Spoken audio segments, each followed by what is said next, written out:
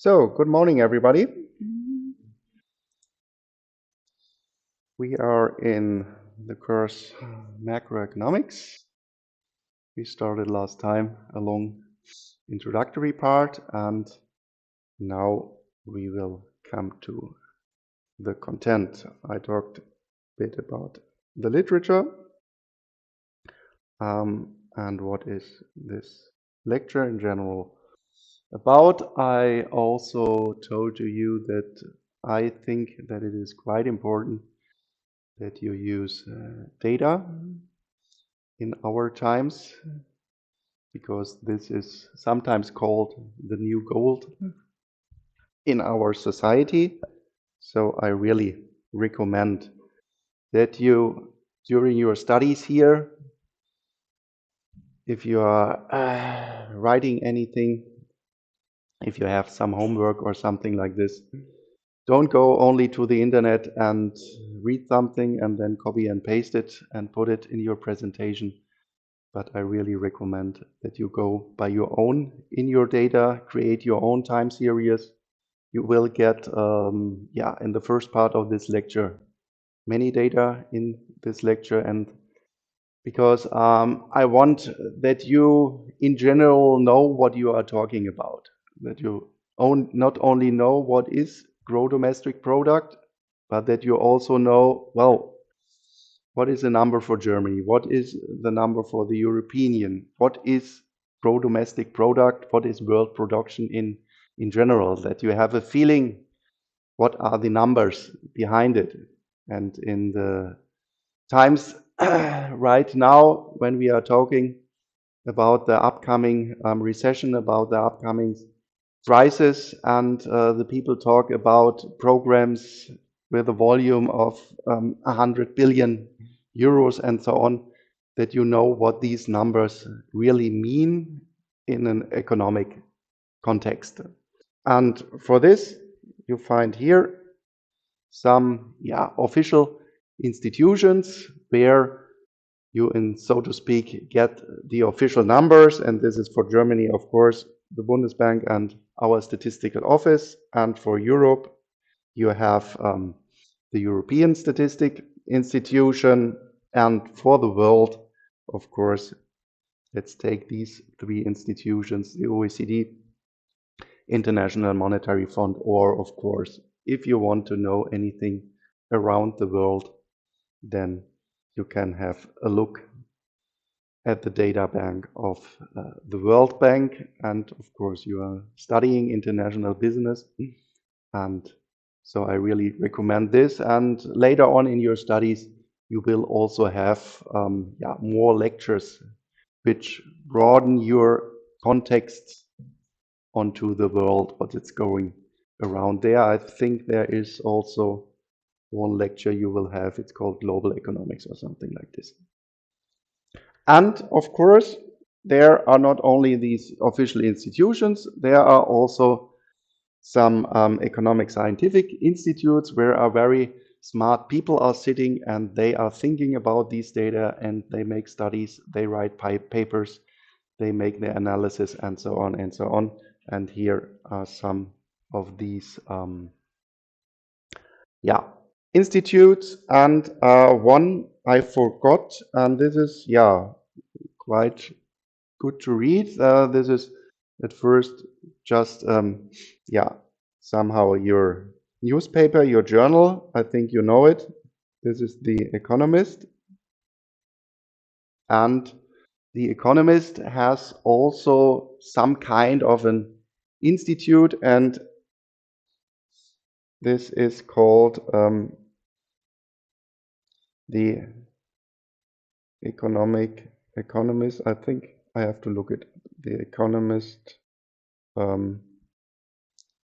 scientific unit, it's called, I think. But I have to look it up. I will give it to you later on.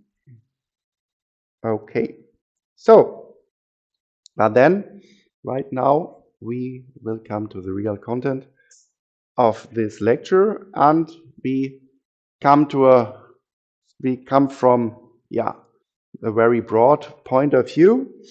And we just ask ourselves, yeah, what is economics? What is economics about? How can we define it? And yeah, at first, maybe two funny things. And the first one would be economics is what economists do. So I am creating my own job, so to speak. This, of course, a bit funny. Or if you go to a very famous German writer, Kurt Tucholsky, maybe the Germans of you know him, and he has written, national economics is, if people wonder why they do not have any money, there are many reasons. The most meaningful reasons are the scientific ones. So in our crisis we have right now, well, we see that we have no money anymore, and we have the explanation, but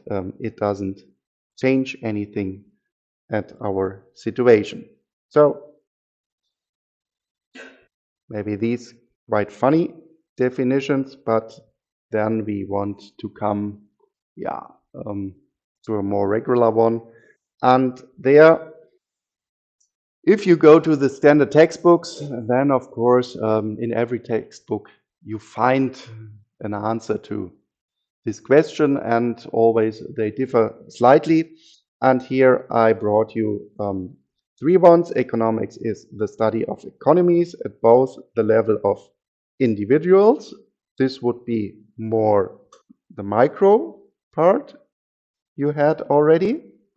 This is utility maximization. This is profit maximization of enterprises and so on. And then of the society as a whole. And this is then the macro part we have here. And Mr. Krugman, maybe you know him. I already told you, Nobel laureate. I think it was 2016. One of the most famous and, so to speak, most present economists in the world. There you can have a look at the New York Times. There he has a blog where he is always talking about economic issues, and of course he's talking about the energy crisis right now. Then another one, economics is the study of human beings, and this is always very important. What we want to do here, we are later on, we are modeling something, and then of course we have to do math, we have to calculate, we will calculate equilibria and so on. This is, well, it is not too hard mathematics, but it is mathematics. But what is the issue of these mathematics we will do? We always want to describe our own behavior. Economics is always about the behavior of how we behave, how human beings coordinate their wants and their desires. So, in the end, there's always this concept of Homo economicus we have there. Given the decision-making mechanisms dedicated from this, and social customs and political realities of the society, and this, of course, of the society is again the macro part we have there. Or in short, I talked already about Gregory Mankiw. Economics is the study of how society manage its scarce resources, and right now we definitely know what scarcity means if we look at the gas market or the energy market in general. And I found some nice essay. And from this essay, I also got these definitions, and you can have a look at this in the Journal of Economic Perspectives. I also would recommend that you start in your study to read scientific papers. And yeah, just have a look at it. It is not too long, this paper. And there he is talking about different definitions on what these different definitions are about, so that you got a general overview about what economics is about. So where is my mouse again? Yeah. So then, now we more or less know what is economics about or not, and then we start economic analysis. And well, this is more or less always the same if you go to a scientific area. And the first of all, if you go to a doctor, then you got a diagnosis. And this is also the starting point in economic analysis. And this has something to do what I have talked about looking at the data. So at first, we start, of course, with a description of the actual situation. We look at the prices, we look at the quantities, we look at demand, we look at supply, and then we start from this descriptive analysis, the model building. Then we interpret. Let's say we look at a time series the last 10 years. How developed prices in the energy market, for example, how developed economic growth, and then we try to find a model which can explain the development of our data. And this is then the theoretical design. So this is the when we try to describe our own behavior, and in macroeconomics it is our own behavior in an aggregate way. And then of course when we have our model, then we have to go again back to the data.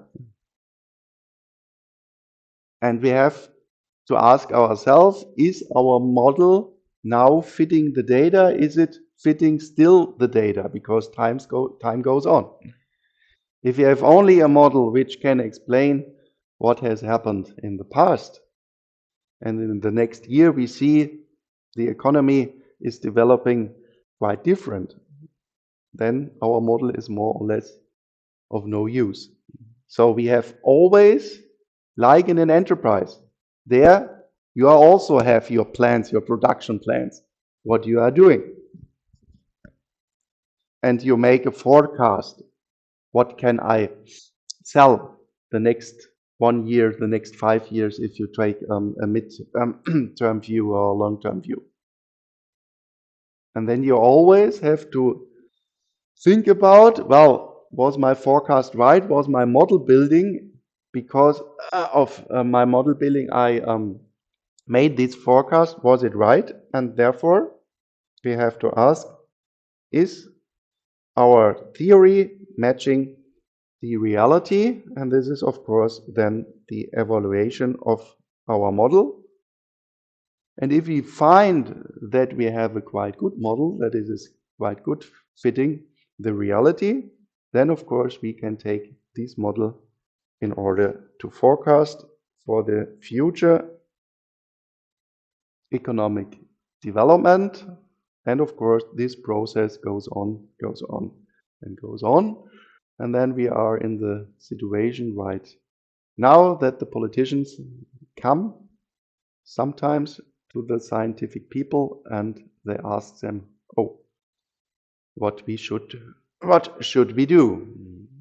Well, 2 months ago, they invented in German the Gasumlage, that everybody has to pay some cents more, I think about 7 cents more.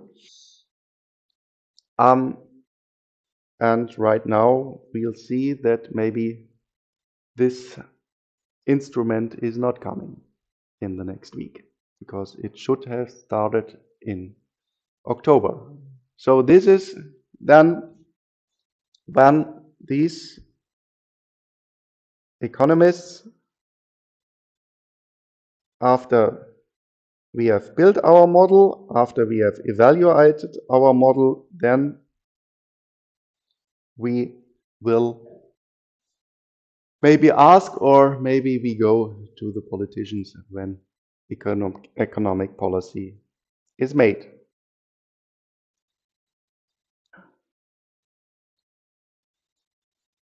So is it saving?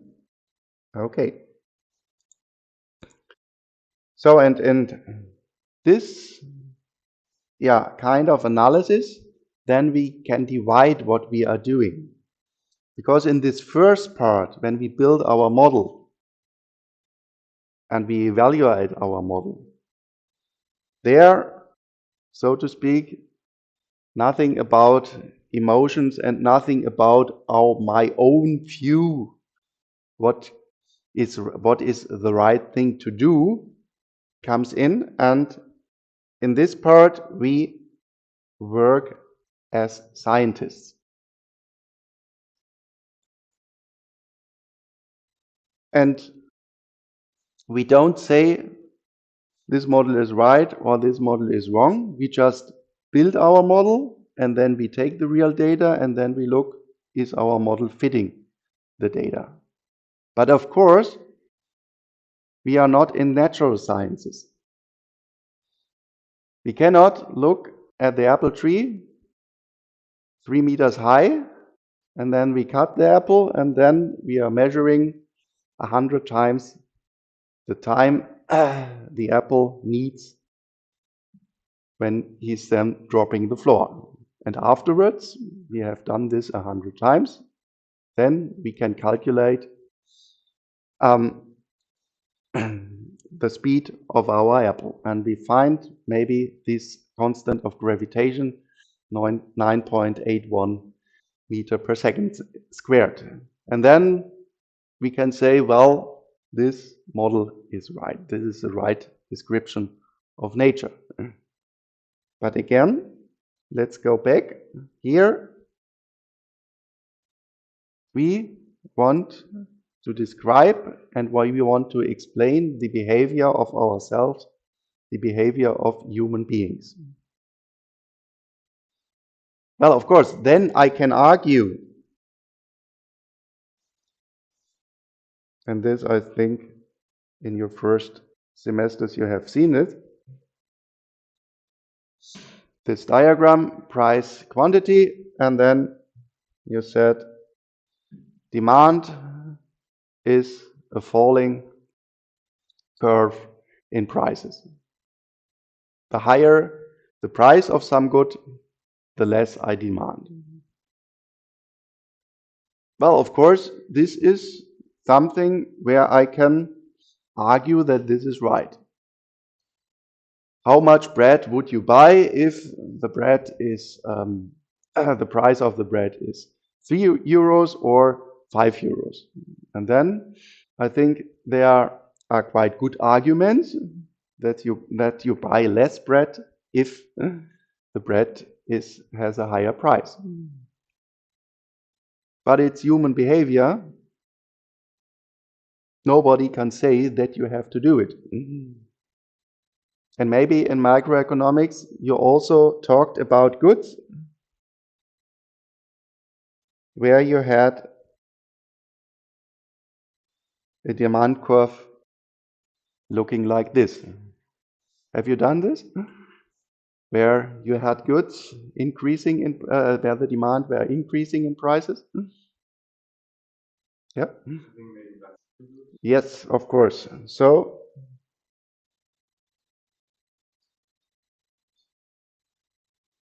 and the argumentation was, well, if I'm wearing a clock which has a very high price, then I can say to my colleagues, well, I'm a really smart guy because I'm wearing this clock with, I think, I don't know, 5,000 euros or something like this. So the price has then a signal for itself that I'm really happy that I have paid that much money for this good. So to speak, I'm free not to behave in this general way, or the apple is falling down. He cannot do anything about it. He has to fall down from the tree. But we can, in our behavior, just decide, well, in general, this could be true, but I'm behaving in another way. And this you always have to keep in mind, and especially you have to keep this in mind when we are talking about macroeconomic issues. There is no truth. There is no definite right or wrong. And we will look in this course at different models. And we had here in the end the part when we are becoming an advisor. And there, and these two schools, we will look at, this will be the school of, the so-called neoclassical school, and on the other side, the so-called Keynesian school comes all later on. And if you take an advisor, an economic advisor, who says that I'm a Keynesian, then he will give you a hint what to do in this crisis, which could be totally contradictionally to an advisor who says that he is coming from the neoclassical school. But both models, they have evaluated, they are logical. The arguments of both models are, so to speak, good. But you come to very different results, what you should have, but what you should do. And this is because we are not in the natural sciences. We want to explain our own behavior, and we are quite free to do, and not to do what this model or that model says. And then in this part, we, so to speak, try to change the world. Then we work as the advisor, and then I take one specific model, and then I say, this is my point of view. I am convinced that this model is right. But out there are, of course, other good models. But I then put my conviction into the process, and then I say, well, economy is working like a Keynesian model, or economy is working like a neoclassical model. Well, and if we have this diagram with price quantities here again, then you know that you have here your supply curve increasing in prices. And then you said, well, there is the market equilibrium where these two lines are cutting. And then maybe you have talked about prices which are higher than the equilibrium prices. And then you said, well, supply is larger than demand in this case. And therefore I want to produce too much. Then I cannot sell all my production, and therefore then I think you have argued that you start to lower your prices, because then the demand is coming back and you become a process downwards into equilibrium, and the other case is when prices are below equilibrium prices. And then you argued, well, I can start to raise my prices because then more enterprises can sell their products. Still, there is enough demand, and this process goes on and on and on until you are in the equilibrium with price and quantity. But behind this is the behavior or the mechanism that prices are very flexible. That prices can always adjust. And this is the so-called, in short, neoclassical school. That you have some situation, and then this price mechanism starts, and this price mechanism is very fast, and you move very fast to equilibrium. But this is an assumption that prices can adjust very fast. And then you have to go to reality. And in reality, sometimes you have the situation that this price process is, of course, there, but that the adjustment of prices is not that fast as you have assumed. And especially, let's take the labor market. Well, you start in some enterprise, and then you made a contract, and in this contract there was written down that you get, let's say, 4,000 euros per month. So this contract will, of course, last for 1, 2, 3 years or something like this. And then you can think about that in this case, you cannot go every month to your human resource official and say, well, today, last month, I worked really good, so I want to have 100 euros per month more.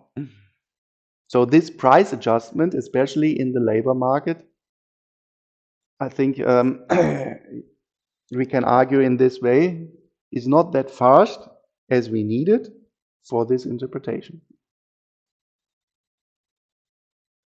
And then we have to ask, well, if this price process is not that fast, if there are frictions in the market, what does this mean for the economy and, of course, for the economy in the whole? And then if we make, so to speak, the very hard assumption that prices cannot adjust,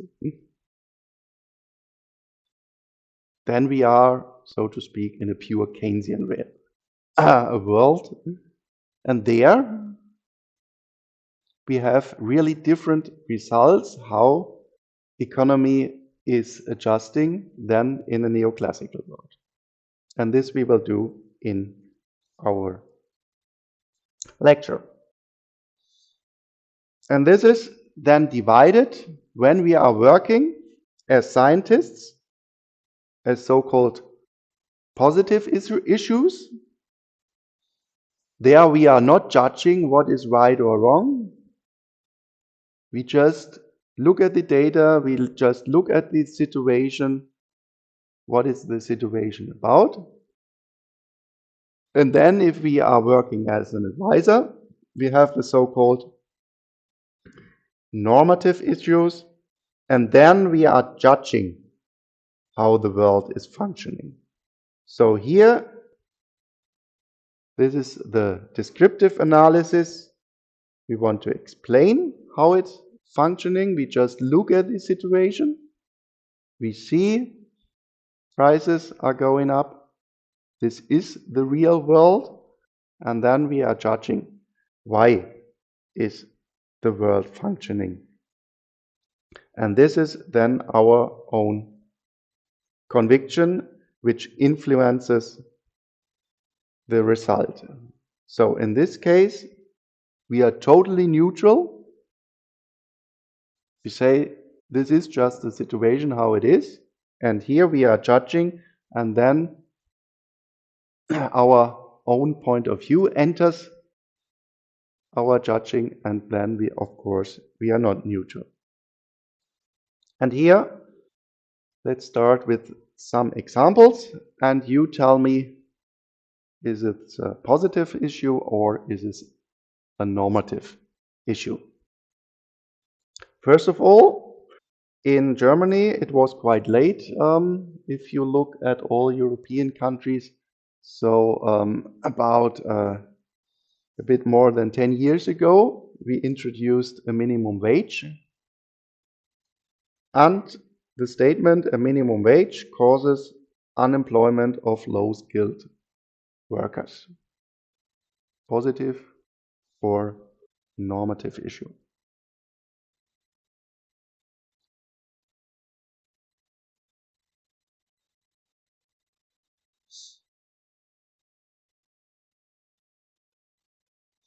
Yep.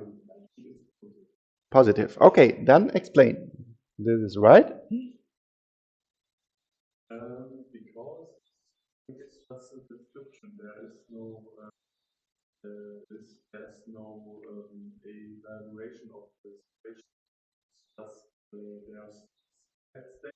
Mhm.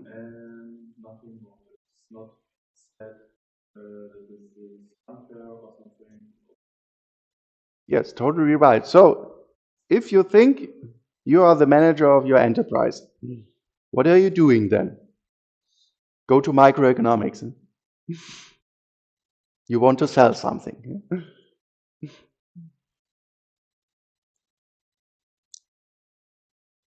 And then you have to look at your costs. And in general, you have capital costs and you have labor costs. And here, then, the government comes in, and you, in the last years, you paid this low skilled worker, let's say 8 euros per hour. And this was your cost calculation that you can sell afterwards your output for some specific price, and you see, okay, with this price, I can cover my costs. And now the government steps in, especially the new coalition. Until now, October, the minimum wage in Germany was roughly about 10 euros. And the new government decided, this was one issue in the polls in Germany last time. They said, well, we will rise when we step into government, we will rise the minimum wage up to 12 euros. And this will start in October. So the government steps in and says, well, until now you have paid 10 euros your low-skilled worker. From tomorrow on, you have to pay 12 euros. And then you look maybe in your Excel sheet where all your cost calculation you see, and then you say, oh, 12 euros, I have 5 low-skilled workers in my company, and I can sell at the market my output for, I don't know, 25 euros, and then I see, well, if this is the case, then I cannot, in the medium term, cover my costs. And what will be the case then? Then I have to put off my low-skilled workers. So this is totally right. This is just a description from the situation, what will happen in this case. And therefore, this is just a neutral analysis of the situation, and therefore, this is a positive issue. Totally right. Okay, then let's go on, because this was a political decision to introduce at first 10 years ago, and now to raise significantly by about 20% the minimum wage in Germany. So what happens? Not every low-skilled worker will put off in their companies. Some of these workers will still go on working now with 20% more. And then the statement, the higher income of these people who are still in work due to the introduction of a minimum wage outweigh the higher unemployment. Here, our positive analysis that we should not be surprised if unemployment is rising. So these people who are unemployed, of course, they have less income than before. Positive or normative? Yep. Yes, and because here it's a statement, we are basically comparing two statements. Mm-hmm. One is the higher income of Yes. that were not low skilled, that were higher. Mm-hmm. Due to the introduction of a minimum wage. And the other one is the high end employment, which are the people who play low skilled. Yeah, definitely right. There we make a judgment. Maybe in general, we don't know, but let's assume that in general, the overall income in our country could even be higher than before. But still, we have people who have benefited from this, and we have people who are right now unemployed, and they are not that happy. And then we make this judgment, okay, we have some people who are better off, and we have some people who are worse off than before. And then we say, well, of course, that's not very nice that we have these people, but anyhow, we say, in general, maybe our country is better off, and then we judge that this should outweigh these people who are worse off in this case. So, totally right, this is then a normative statement. Then we go to the situation right now. Increasing oil prices increase the demand for e-mobility. Maybe there you have also to think about, I think, what you have learned in microeconomics. Positive or normative? Yep. Yes. And?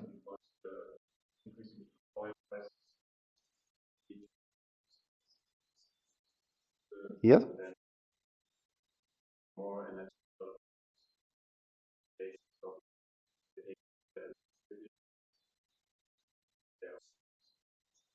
Yep. If you have maybe some solar panels on your roof or something like this, yeah? Yeah.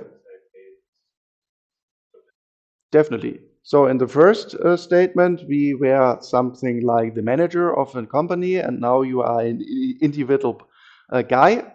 And of course, in economics, we still assume that you make also as an individual just the normal cost calculations. And in general, we say we have some fixed costs and we have variable costs.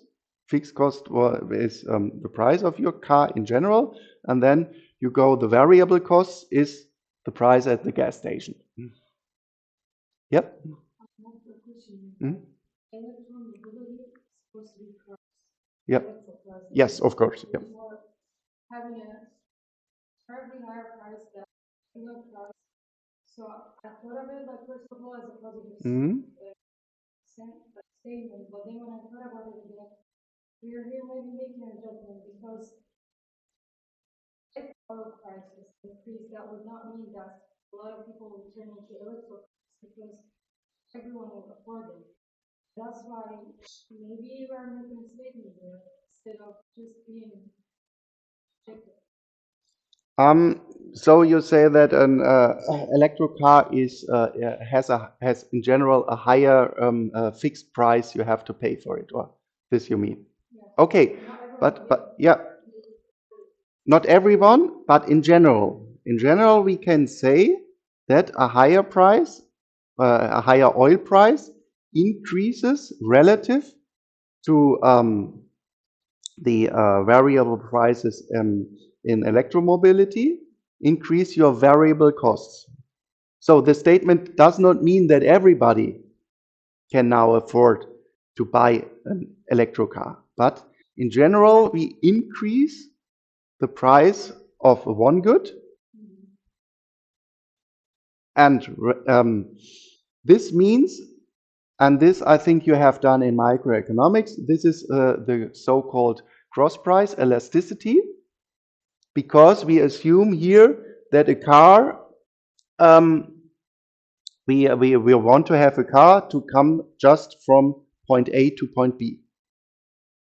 So what is also behind this argumentation is that both goods, an e-car and a regular car, are perfect substitutes. And if you have perfect substitutes, you increase the price of one good, then the demand of the other good will also increase. You have talked about perfect substitutes and perfect complements in microeconomics, I think. And then you also have argued what is happening if the price here is increasing, what is then what happens then for the demand in the other case. It doesn't mean that everybody could afford it, but in general, we will expect that the demand for this perfect substitute will increase.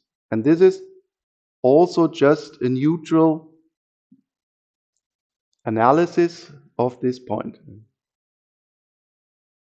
Of course, if we have in electromobility, so to speak, a prohibitive price that only the fixed cost buying an e-car is that high that almost nobody can afford it. In this case, well, then we can say in general the demand would increase, but in practice it is the price is too high that nobody can buy it. But still, we think that the demand in general would be increased. Yeah. Okay. So then, oh, there's one W too much, or change.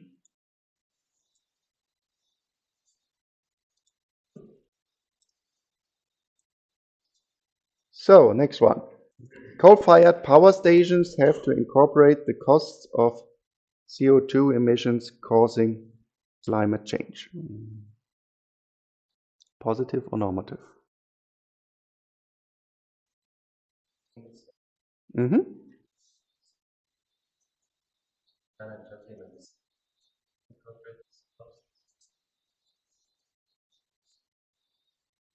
Yes, because this is the so-called external effects we have there in producing energy by coal-fired power plants. And until though, or until 2010 or something like this, these external costs of climate change were not in the calculation of the enterprises because there was no need for it.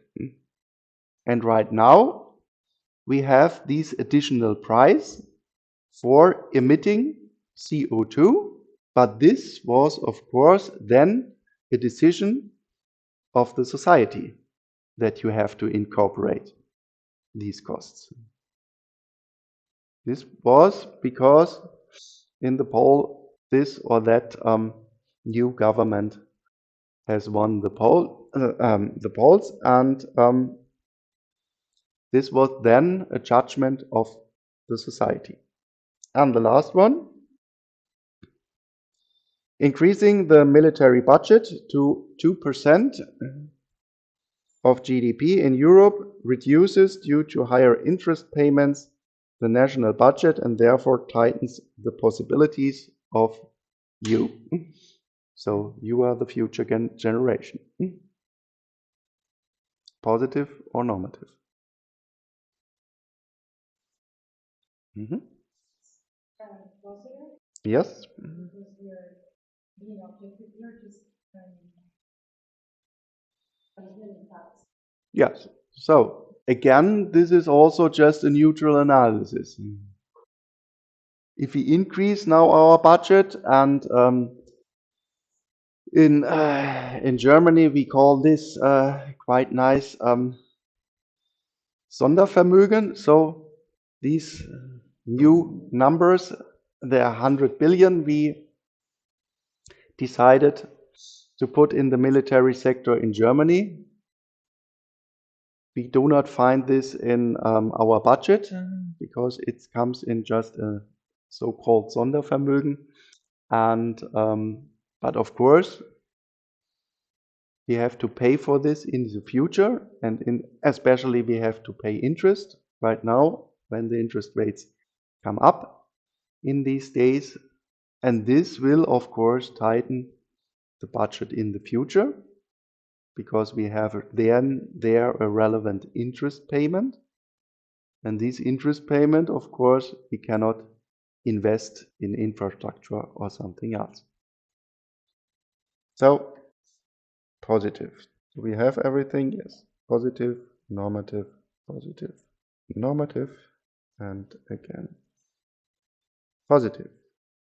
So I already talked a little bit about micro and macroeconomics, and so we make here just a short comparison between these two fields in economics. So first in microeconomics, there what we are looking at is just the behavior of single persons. This was when you made something like this, max x1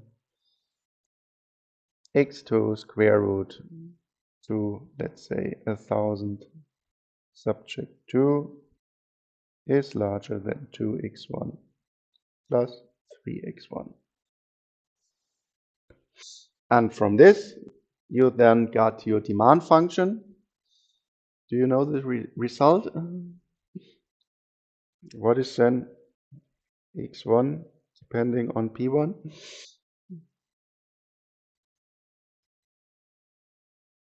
Maybe you have written this like this, up to the exponent 1/2. You have done your utility maximization. So this is then 1000 over p1 would be the result. I think you have made then calculations about 1 or 2 pages or something like this. But you can just keep in mind, if you take the utility function u of x1, x2 equals x1 to alpha 1 minus alpha subject 2 budget m p1 x1 plus p2 x2. Your Marshallian demand will be x1 of p1 equals alpha times m over p1.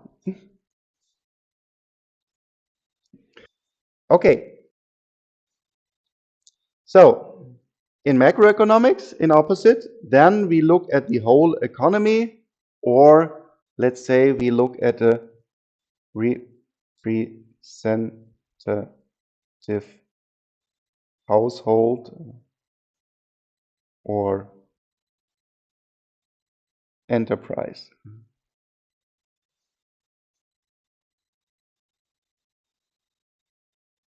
So in microeconomics, here we have done this for the households, utility maximization, or for the enterprises here, profit maximization.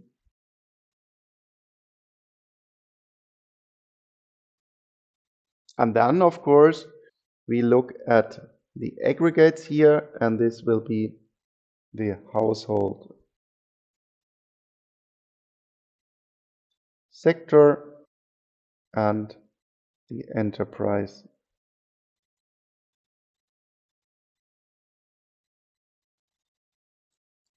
sector. So then, of course, from this, we have the single demand. This is this function here for households, and the supply side of the enterprises. And of course, here we go to the total demand of all households. Then we get the total consumption or the aggregate production from the supply side of the enterprises. Or if we take an example, we take one single construction enterprise in their demand for cement if they want to build a house, or we take the total demand of all enterprises and then we call the aggregate of general investment. Why are we doing this? And this is maybe in parallel. I think you had already your courses in the introductory in statistics, or you had already, no? So, yeah. And there you had a data set, you had a sample, and then you have maybe 100 or 1,000 data points, and then you try to analyze your data set. And what you have done then, well, you calculated numbers like the arithmetic mean, you calculated numbers like the variance and so on. And why have you done this? You tried in an easy way to describe what are the issues of your data set of 100 or 1,000 data points. Because you cannot always look at every data point. And this is maybe also something you hopefully learn in economics, because always looking at all data would then mean that you have very high transaction costs. You do not have the time to do this. And therefore, you build some aggregates in order to derive some general issues of your data set. And nothing else is what we are doing when we are going from microeconomics to macroeconomics. We cannot look always at every single person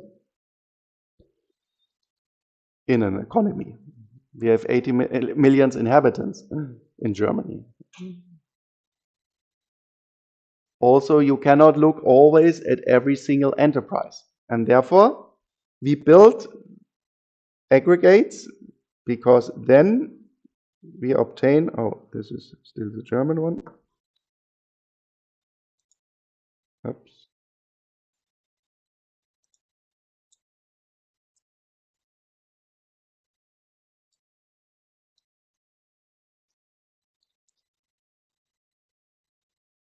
To obtain a deeper insight in the general connections between total demand, total supply, prices, general production, and so on.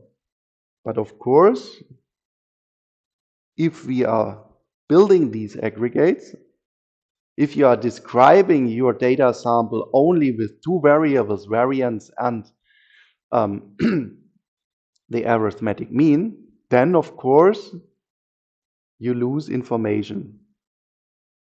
And this you always have to keep in mind if you are aggregating, if you are calculating averages, that you keep in mind, well, there is more information about this, but I cannot always look at every data point, and therefore I need to describe my economy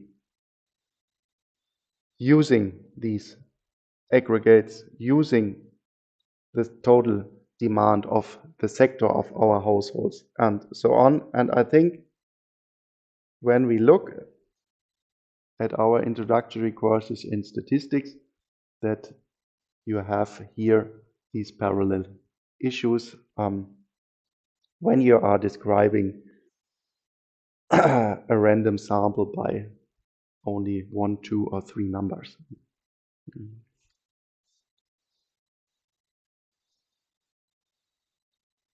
So then in general, what are the general, or what could be the general questions we want to answer in macroeconomics? We already talked about the labor market. So what is the general impact? Labor is one of the main production factors we have in our economy. And then we can ask, if we have some specific development in our labor market, what does this specific development in the labor market means for the whole economy, or so to speak, how drives it maybe the gross domestic product? Or right now, the European Central Bank, they decide in general every 6 weeks about interest rates. It is always on Thursday, and always when the Thursday is coming again in these days, we have really a deep look to Frankfurt and the press conference. What is the ECB doing with the interest rates? And right now, the interest rates come up very fast. So rising interest rates in our days very fast. What does this mean for the economy in general? Or this is only one specific interest rate, what we are raising. And we have many different interest rates in the financial markets. Especially, we have different interest rates for different times. If you take a 5-year government bond or a 10-year government bond, these are of course different interest rates, and we will talk about these so-called yield curve later on in this course. What does this mean if central banks raising interest rates for the general development of all interest rates? Then, of course, especially if we look at Germany or also at Europe more or less in a whole, then we have a quite dramatic development in demographics. Our society becomes older and older and older. I don't know where our international students, where do you come from? Maybe? What is your development in your countries? Do you know your demographic development?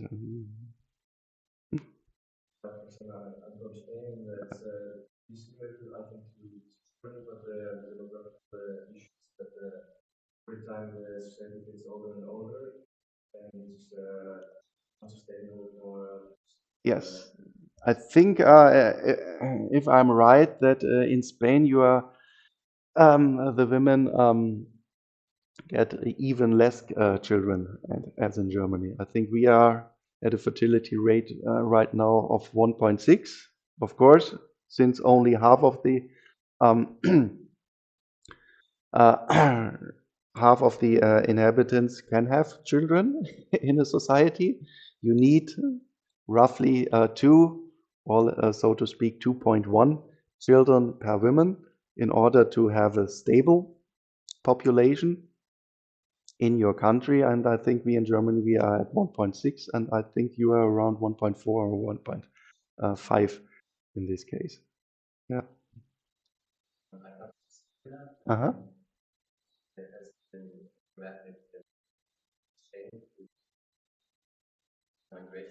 Yes, of course, yeah.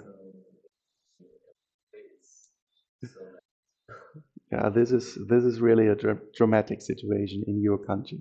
So, but in your case, it is not that much the issue about children, and because I think their fertility rates are much higher than these 2.1. But anyhow, the situation, of course, is dramatically in your country, and therefore many people moving out, of course. Yeah. So, and of course, if we have a look at especially Europe, where in most countries the societies become older and older and older, then of course the question what I'm doing with my capital also changes in these countries. Because also the time where we don't work, so to speak, becomes longer and longer and longer. So retirement age is roughly about 60, 65 years, or in Germany it's now coming up to 67 years, but still life expectancy increases. So on average, there are 10, 15 or 20 years where we do not work. And for this, of course, we need the capital we have accumulated through our working period. And this, of course, will also change in a dramatic way how we invest for the future. Then, of course, what does the corona crisis means, especially for international trade? This is then, I think, afterwards you have also a lecture on trade. This is more than an issue of this lecture, but if we take especially China, for example, where we have still the zero COVID strategy, and China is the largest export nation in the world, then this has, of course, a dramatic impact on international trade. And then we come to our long run issue, again, the climate stage. And we have many economic programs in order to make this change, especially in the energy sector. And before the lecture started today, I talked a little bit about it, so that the prices are coming up for energy. This is not only because of the war in Ukraine and this crazy guy in Russia, but this is also a decision of our society, that we want to make energy from coal, gas, and so on becomes gets a higher price. So one part of this inflation is just a decision of ourselves, and this has, of course, an impact on the development of the economy. And also, if we look especially right now to the low income people, this will also change the income distribution in our country. And then at the end, effects of the Russian attack on Ukraine in general on economic developments. Well, this we all see if we look at the price we have to pay for energy. And of course, if we look at Russia in a general way, then if we have a look to the area, then Russia is, of course, the largest country in the world. It's about, I think, almost 20 million square kilometers. So Russia, if you look at the area, is, I think, 4 or 5 times larger than the European Union. And therefore, of course, if we take the production factor land, we find, of course, very much of the raw materials we need for our industry production in Russia. And this is not only oil and gas, these are metals and so on and so on and so on. And this will, of course, also have a dramatic impact on our economic development. And with all these issues, we want to deal in macroeconomics. And then in the end, what are macroeconomic issues? This is again our description. There we just have a look at the data. So last year we had a growth rate of 2.6% in Germany. The last inflation rate in August was almost 8%. Government debt is right now in Germany 2.45 billion euros. And these are all some issues I want to know that I want from you that you have a feeling what are these aggregates about and what stands behind of this. This I already talked, that we rise due to the demographic change, our retirement age, or, yep,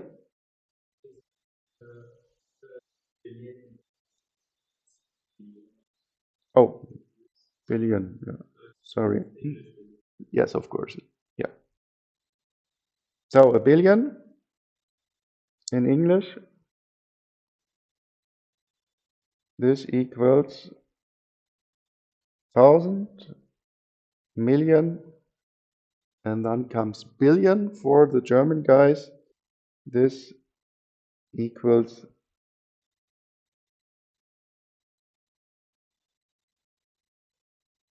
Milliarden in Deutsch.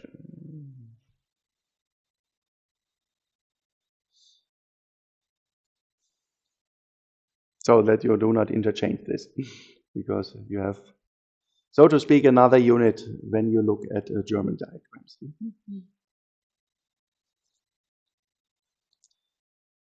So this I also talked about, interest rates coming up, and coming up. The Federal Reserve has already made the second and the third step, and well, we should not be surprised when next time we have there on Thursday in October then 1.5 or something like this for interest rates from the ECB. So this is one political issue. I think you hearing and reading in the news right now, should we shut down our atomic power plants? The plan was that at December 31, the last atomic power plant, nuclear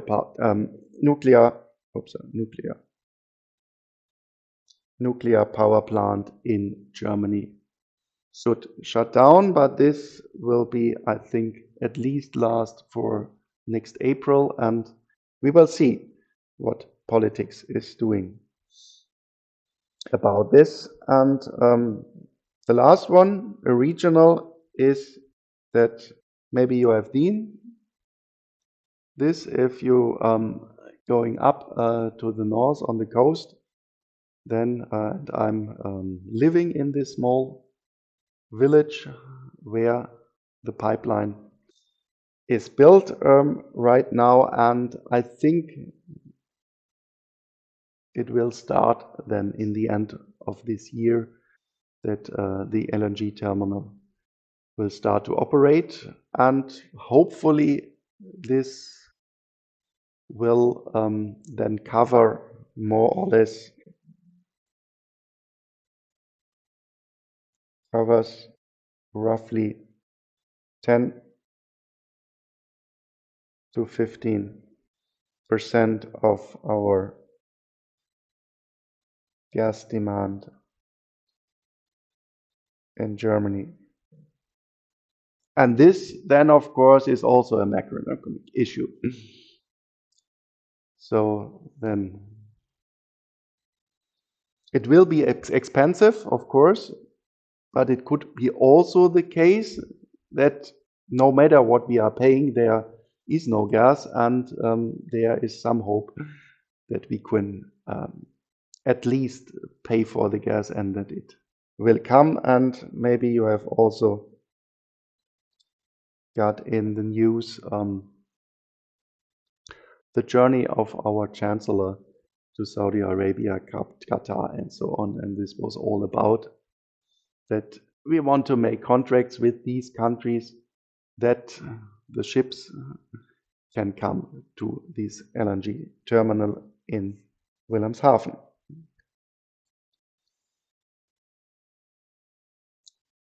Okay, now 9:30, this would be the next issue. I think then we have one last thing for today.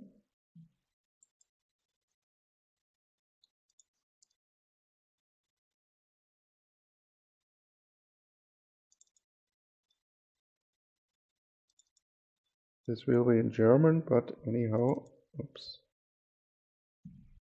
oops.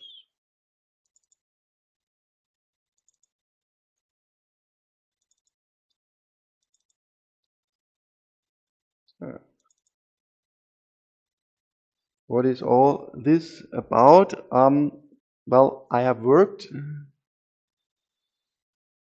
before I came here to the Jade Hochschule for the Handelsblatt. This is something like The Economist for Germany. And there, every quarter, we make a forecast for Germany. And the last forecast we made was last Friday. So this is then the atypical recession we forecasted there. And yeah, if you have maybe a look at our forecast, then our forecast is that the crisis is coming for Germany. So economic growth is going down in our forecast to minus 0.4%. And not only this, we also say in our forecast that the next 3 quarters will have a minus sign in economic growth, so that it will last quite a long time for the next days and for the next quarters. What else do we have? Our inflation forecast. So these are all these aggregates we are talking about.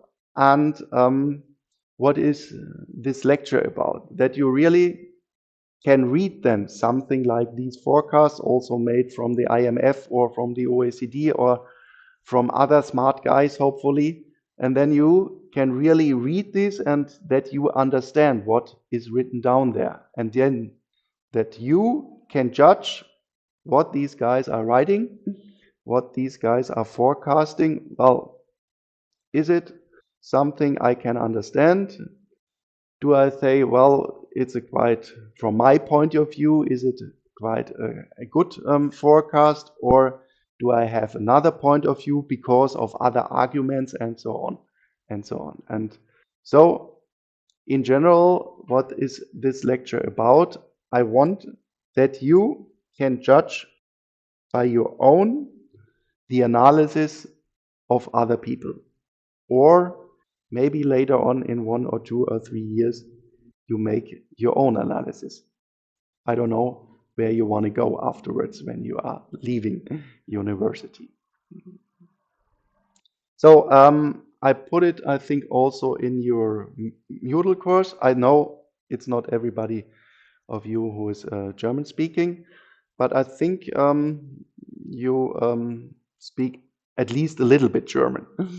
And therefore, you can have a look at our forecast, and maybe you can, by your own, make your own first judgment, what you think about. And hopefully, if then Christmas is coming and we went through to all our issues, then maybe you can reread this. Or I think, no, in December there will come a new forecast. Then maybe we can discuss the new forecast when we are done more or less with our lecture. Okay, so the next time we want then to start with the so-called circular flow in an economy. Thank you very much for today. So then I stop the recording.